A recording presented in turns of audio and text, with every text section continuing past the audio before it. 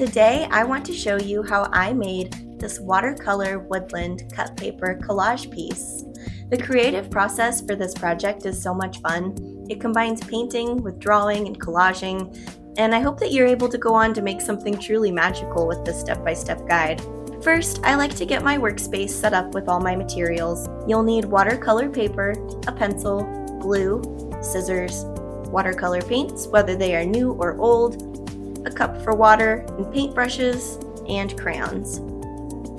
So the first step of this process is to create some watercolor textures to work with for our cut paper shapes. But first, I wanted to show you how different techniques for applying the paint to the paper can create different results. Here, I'm dragging the brush on the paper in vertical lines.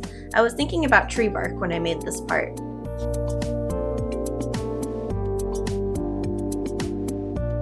Here, I'm tapping the brush onto the paper and allowing the colors to blend as I tap.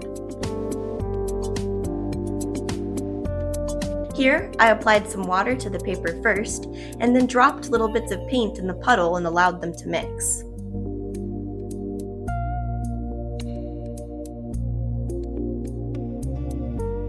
Here, I'm going side to side, blending two colors up and down as I go. And here, I wanted to see what the texture would be if I painted in squiggles. All of these textures turned out really cool, and I encourage you to experiment as well. While you can make your piece any color you want, I tried to stick with the woodland theme and used colors I imagined to be in a forest, like greens, browns, oranges, and blues. Cover your whole watercolor paper in various colors. Today I painted about 5 papers. It might be too many, but I was really having fun with this part. Now that we've got all these cool papers, let's turn them into something completely new. Cut your watercolor papers into smaller sections based on the colors that you see. This just makes it a little easier to work with. For example, I want to use this brown area for a tree trunk, so I flipped it over, drew the rough outline of what a tree shape would be, and then cut it out.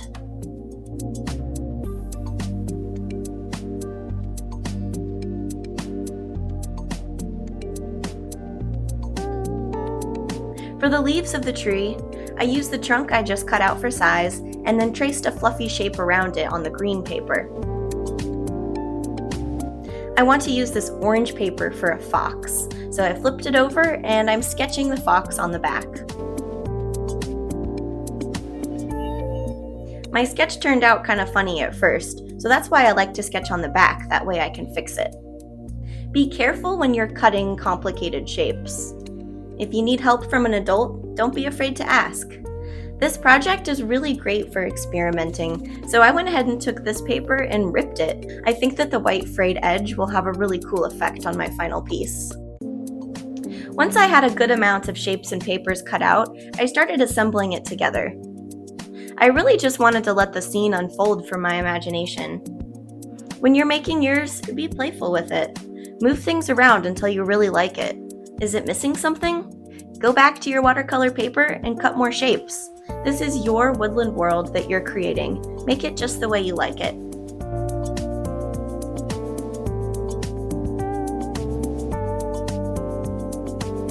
I'm not really worried about what looks realistic or if every single tiny thing is perfect. I'm really just having fun with the textures and the arrangement here.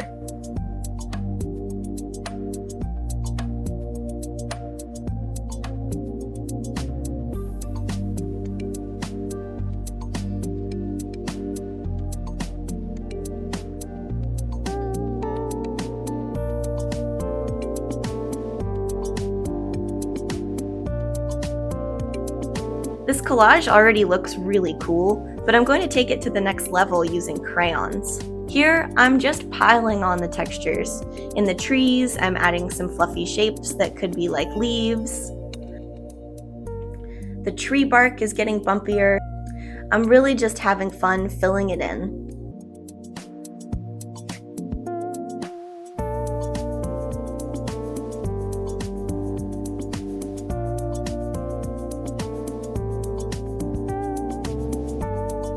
Here I'm adding some details to my fox, like changing the fur color and adding a face. I even added some little lines for fur. Adding these crayon textures and details really helps bring this picture to life. I hope you had fun watching me put together this art piece, and even more importantly, I hope you're inspired to go on and make your own.